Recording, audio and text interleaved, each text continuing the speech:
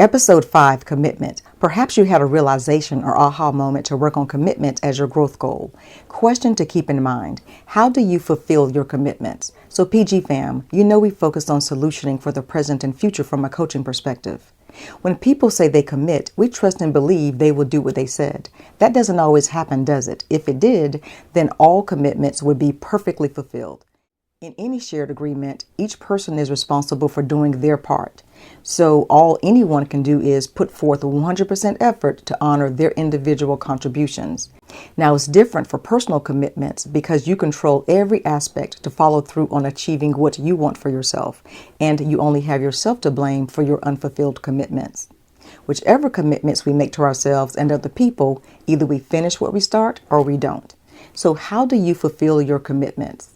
Starting with yourself. So for number 1, you fulfilling your personal commitments, your growth goals, or whatever you say you want for yourself. A few questions. Do you marry your personal commitments? What does a healthy relationship with or remaining faithful to your personal goals look like to achieve them? Such as self-honesty, which is always at the top, right? Does your marriage include also defining exactly what you want for yourself? Knowing why you want it and how to make it happen?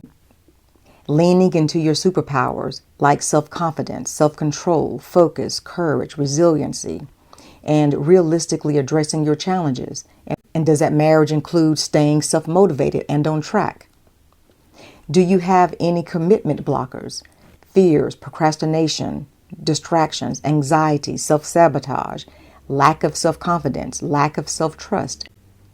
Like, how do you address what prevents you from completing your personal commitments? Common theme. Do you know why? The noise is real, isn't it? Self-induced pressure, outside pressures, influences resulting in us wanting to keep up with the Joneses, or to be something we're not, or to be the first one to do something or to achieve something at any cost. Why do you honestly want it for yourself? What do you honestly expect to gain? How important is it for you to fulfill commitments to yourself? Ever notice how we tend to make important things a top priority and complete them? Do you have a plan? How will you do it? Like, what is your strategy and realistic follow-through plan to fulfill your personal commitments? Another common theme: what ways do you hold yourself accountable for achieving what you want for number 1? Like self-inspection, maintaining a checklist, or making any necessary adjustments as needed. And how do you celebrate your achievements, big wins and small wins along the way?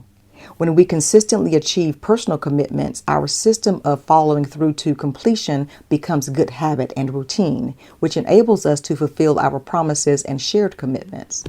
Whichever way you decide to follow through on fulfilling your commitments, your personal goals, keeping your promises and agreements with other people, it starts and ends with you. So if commitment is a growth goal for you, how do you fulfill your commitments? If fulfilling commitments is one of your superpowers, how do you celebrate your wins, small and big?